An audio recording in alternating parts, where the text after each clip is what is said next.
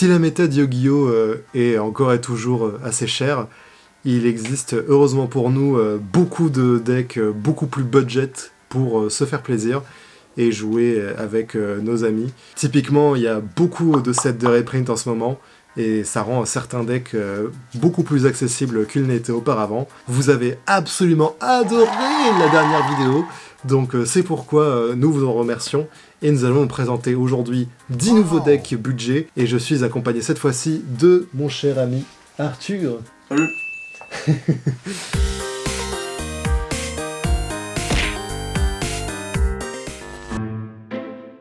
Le premier deck dont je vais parler pour cette vidéo, c'est un deck qui est l'une des plus vieilles stratégies d'OTK de Yu-Gi-Oh! C'est à savoir Crâne Serviteur. Et en plus, c'est un deck vanille. Pour ceux qui vivent dans une grotte, c'est un deck qui se base sur Crâne Serviteur et vous allez vouloir vider tout votre deck de zombies dans le cimetière pour qu'ensuite vous ayez un roi des Crânes Serviteurs absolument gigantesque. Il se trouve que le deck a reçu un support assez insane avec cuisson du Crâne Serviteur et en général le deck a reçu des supports incroyables genre Princesse, White Prince et White Mare. Tout ça. Le deck a un gros potentiel de combo qui peut prendre pas mal de monde par surprise et le niveau d'attaque que peuvent atteindre votre roi peut être vraiment énorme. Le deck a reçu pas mal de reprints un peu... Un peu éparpillé. Oui, c'est ça. Les reprints étaient un peu éparpillés. À chaque fois, c'était dans des OTS, mais des OTS différents. Non, il y en a eu dans un Mago, non, il me semble. Oui, mais dans Mago, ils auraient print juste le prince. Eh ben voilà, c'est ça, c'est éparpillé. C'est ce que je dis. Mais il n'empêche que c'est extrêmement budget. Hein. La carte la plus chère du deck, ça va être Unizombie, qui va coûter peut-être 2-3 euros à tout casser. Donc je pense que vous pouvez vous faire le deck de manière raisonnable pour 10-20 euros à tout casser. Évidemment, moi je joue pas d'extra deck parce que pas le temps. Et aussi parce que ça permet d'économiser quelques euros. Donc voilà, Crâne Serviteur, c'est l'une des plus vieilles stratégies OTK bien spooky comme il faut. Et ça devrait vous choper quelques games contre vos potes. Du coup, le troisième deck dont on va parler, c'est un deck rituel qui est sorti il y a quelques années déjà dans IGAS. On va parler de Mégalithe. Alors Mégalithe, c'est un deck qui est un peu particulier, même parmi les decks rituels. En gros, c'est un deck qui n'a pas de magie rituelle. La gimmick du deck, c'est que vous avez des Mégalithes niveau 4 et niveau 8, et un niveau 2 qui compte pas vraiment. Et en fait, les niveaux 8, ils vous servent en gros de magie rituelle. Vous les défaussez pour évoquer par rituel un Mégalithe. Et ce niveau 4, ils ont tous un effet sur le terrain qui permet d'évoquer n'importe quel rituel, juste il faut les inclure eux-mêmes dans le sacrifice. Du coup, ça vous permet de turbo des rituels génériques mais débiles, genre Amor Factor Pain ou Magicien du Chaos Max pour skip le tour adverse de manière assez débile. Oui, et du coup, le deck en fait ne coûte absolument rien parce que toutes les cartes sont en commune, ou au pire c'est des super, donc vraiment il n'y a rien du tout. Après, bon, on va pas se cacher, une des manières les plus efficaces de jouer le deck aujourd'hui, c'est avec Dragtron. Et Dragtron, les magies coûtent encore un peu d'argent. Du coup, ce que je peux conseiller en attendant, c'est de jouer des incantations. Parce que ça, pour le coup, ça a été reprint 20 000 fois. Et du coup, c'est extrêmement simple d'accès.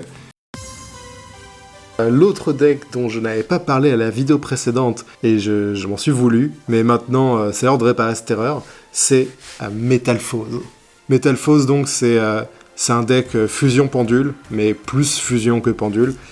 Et le deck a reçu des reprints dans Ghost from the Past, donc tout le deck est passé de commune à ultra, mais du coup ça fait que tout le deck est beaucoup plus accessible, non pas qu'il était très cher de base. Et en fait, ce qui est intéressant avec Metalphose, c'est que le deck est pas si simple que ça à piloter, parce que il a beaucoup de subtilité, mais ce qui est intéressant surtout, c'est que vous pouvez le build avec beaucoup d'options différentes. Là, par exemple, comme vous pouvez le voir, moi j'ai opté une version plus magicien pendule avec l'aide de Magician Soul. Et là, je vous vois froncer les yeux derrière votre écran. Vous vous dites, mais enfin, Bap, Magician Soul, malgré sa reprint, ça coûte encore de l'argent. Et vous avez raison. Néanmoins, ça n'empêche que vous pouvez jouer le deck avec beaucoup d'options différentes. Avant Magician Soul, je jouais très bien le deck avec des trucs comme Bao Baboon ou l'engine ou l'engine Clifford accompagné de Rescue Rabbit, tout ça. Donc vraiment, le deck ne manque pas d'options. Vous pouvez vraiment le customiser comme vous le voulez. Et c'est ça que j'aime beaucoup avec Metal Foes, c'est que les listes dépendent des joueurs. Et il est extrêmement budget friendly. Donc si vous avez envie de tester un deck pendule, je vous en conjure, testez Metal Foes, c'est vraiment un deck très très cool. Ensuite, le prochain deck, c'est un deck pareil, pas forcément très très connu. Parler de Mechlord.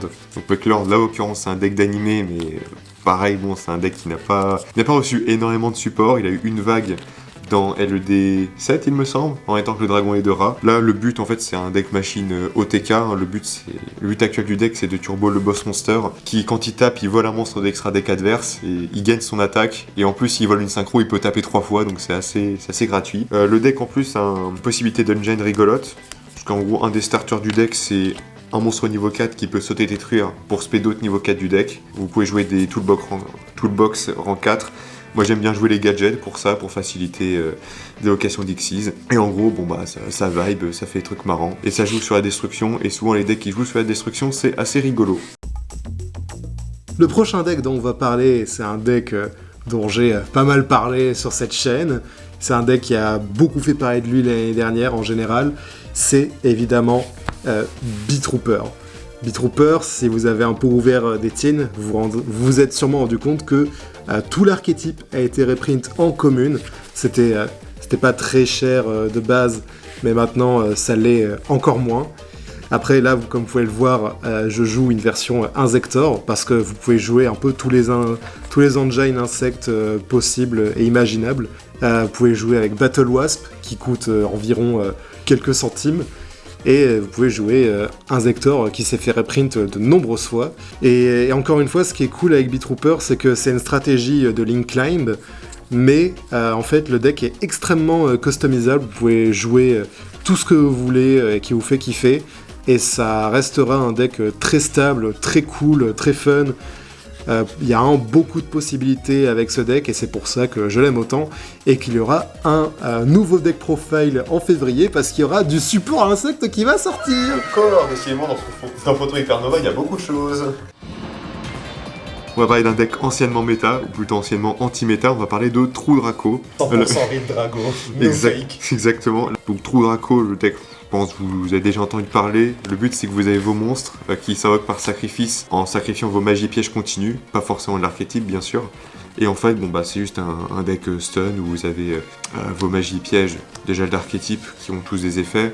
Et derrière, vous allez jouer énormément de cartes de racistes type Skill Drain et autres domaines qui vont en fait lock les effets adverses ou son extra deck ou sa capacité à invoquer spécialement. Et en fait, le deck coûte absolument rien, parce que beaucoup de cartes ont été reprint plein de fois. Et en plus, vous n'avez même pas d'extra deck, vu qu'on utilise l'engine Monarch pour gagner des effets. Monarch, ça se joue sans extra deck, donc ça vous fait déjà ça de moins à acheter. Et même en fait, les seules cartes qui coûtent un peu d'argent dans le deck, je pense à Magie de Terrain, Diagramme, elle est limitée à 1. Donc pour l'instant, ça va. La carte coûte 5€ actuellement, et c'est basiquement la seule carte qui coûte un petit peu cher dans le deck. En plus, le deck se fait de plus en plus des bans. Là, on est passé à 3 Dynamite récemment, donc ça fait plaisir. Et il reste pas très cher parce qu'il a une print en super. Oui, c'est ça, vous avez Dynamite en ultra et en super, les deux valent rien. Pour dire, même sur Masters Duel, le deck coûte rien parce je crois qu'il n'y a aucune ultra dans le deck. Donc vraiment, c'est un deck à la fois fort, surprenant, apprécié ou haï, ça dépend des gens, et qui coûte absolument rien. Moi, j'ai eu le deck complet pour 20€, pour dire. Donc globalement, je pense que ça peut rentrer dans le budget de beaucoup de gens. Pour le prochain deck, j'avais envie de parler d'un deck trap, parce que j'adore les decks trap. Je voulais vous parler d'un certain deck, mais il s'est passé un petit truc qui fait que je ne peux plus en parler, puisque j'ai perdu le deck dont je voulais parler. Et je voulais aussi parler de Paléozoïque, mais avec la ban de Ronin Toad, c'est devenu un peu un sujet sensible. Ce n'est que partie remise, car je vais vous parler d'un autre deck encore plus budget, Layer of Darkness, ou Lady of Lament Control. Donc, Layer of Darkness, c'est un deck qui tourne autour de cette carte, qui permet de sacrifier des monstres adverses en cost, et ça permet tout un tas de synergies rigolotes. Le deck, en fait, c'est une grosse boîte à outils rempli de trappes un peu spicy. Le deck a reçu à la fois du support avec Loris et Alice, les deux dames de lamentation, voilà. Et en plus de ça, le deck a reçu des reprints dans Tactical Master. Ils ont reprint Lilith et Malice, et également des trucs comme Backjack. Mais c'est pas tout, parce qu'il y a aussi... ils ont aussi reprint Reckless Grid. Ils ont également reprint Layer of Darkness dans les structures deck du Égyptien. Allez comprendre. Ils ont également reprint le chercheur, du coup, dans ce même deck. Donc autant dire que le deck est vraiment très très abordable. Tout ce que vous avez à faire, c'est trouver des cartes pièges qui vous font kiffer, et vous les mettez dedans. Le deck est très customisable, encore une fois. Ça, c'est ce que j'aime bien avec les decks que je vous présente, c'est que il y a vraiment de la place pour l'interprétation. Ce deck est très correct, et franchement, je serais surpris s'il coûtait plus de 5 €. Donc, faites-vous kiffer. Donc maintenant on va parler d'un de mes decks hype du moment, j'ai vraiment très très hâte de le compléter. On va parler de Acteur des Abysses. Donc Abyss Actor c'est un deck qui est pas hyper connu, déjà parce que c'est un deck pendule et que souvent un deck pendule là ça rebute un peu les gens. Donc en fait la gimmick du deck c'est juste d'invoquer des monstres en boucle, et en fait en plus de vos monstres vous avez des magies, donc les scripts des abysses, qui ont tous deux effets, un à l'activation normale et l'autre quand ils sont détruits en étant en phase verso par un effet adverse, et souvent cet effet est assez débile, genre typiquement celui-là, cérémonie d'ouverture, elle dit si elle est détruite vous piochez jusqu'à 5 cartes. Ouais, c'est un peu gratuit, et du coup l'un des buts du deck c'est d'utiliser sa magie de terrain qui en fait remplace un effet adverse par détruire une de vos sets, donc ouais ça peut faire des trucs assez marrants. Le deck est sorti intégralement en commune, c'est un peu le même principe que Luna Light, le deck est sorti d'abord en rareté Gucci et ensuite que en commune, et dans les deux cas ça coûte rien. Puis en plus le deck va recevoir du support dans Photon Hypernova qui va permettre de faire beaucoup de choses, moi j'ai vraiment hâte. Attendez-vous à avoir un deck profile d'ici là. En plus, un autre détail qui est assez rigolo, pour le coup c'est une faiblesse du deck, mais en cas de sa vidéo c'est plutôt une force, c'est que beaucoup d'effets des Abyss Actor vont vous restrict à l'archétype, enfin aux invocations spéciales d'acteurs. Du coup, en fait, vous êtes restrict beaucoup de l'extra deck. En l'occurrence, dans l'extra deck, il y a un monstre pour l'instant, bientôt 2. Et le reste de l'extra deck, c'est comme True Draco, c'est vraiment optionnel, quoi. Vous avez rien à débourser, vous mettez, je sais pas moi, des targets à réveil du dragon ou à ce que vous voulez.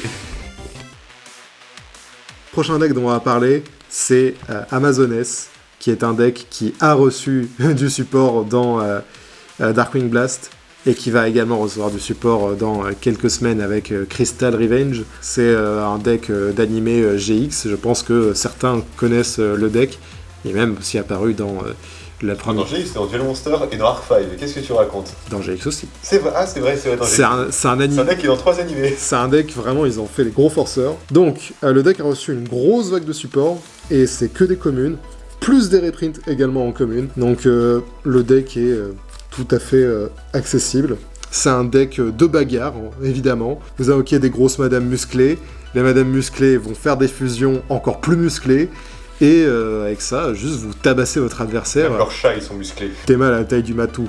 Et vu que tout le support qu'ils ont fait est en commune, vous pouvez vous faire plaisir très facilement. C'est de la bagarre pure et dure. Et c'est pas cher. Si c'est la bagarre que vous cherchez, voici une option. C'est Warrock version féministe en fait. Oui. Et en plus fort. Pas difficile. Et enfin, j'ai gardé le meilleur pour la fin, si j'ose dire. Un deck qui est sorti très récemment. C'est un deck tout jeune. Comment on présentait ce deck ?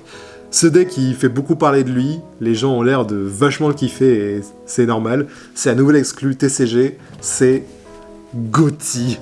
Gotti, c'est un deck qui me fait pas mal penser à Yang Zing, parce que c'est un deck de Quick Synchro.